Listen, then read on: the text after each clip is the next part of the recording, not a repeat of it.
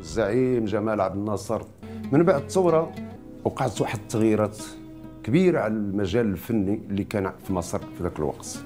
في اول اجتماع ديالو طرحت واحد النقطه مهمه، هي ان شي واحد قال له السيد الرئيس راه خصنا نوقفوا كلثوم ومحمد عبد الوهاب، نجمدوا الاشرطه ديالهم وندمروا التجربه الفنيه ديالهم لانهم هما ساهموا في تكريس العهد البائد. جمال عبد الناصر قال لهم ما عندي الثمانية انكم تدمروا كلثوم ومحمد عبد الوهاب، ولكن بشرط. قال لهم غتمشيو اولا تدمروا الاهرامات اللي في الجيزه، لان حتى هي تنتمي للعهود البائده. هذيك الاهرامات تبنات على اكتاف العبيد ايام الفراعنه اللي كانوا طغاة اكثر من العهد البائد اللي كتهضروا عليه. ولهذا الا قدرتوا تهدموا الاهرامات انا متفق معكم انكم تهدموا وتدمروا التجربه ديال محمد عبد الوهاب وام كلثوم.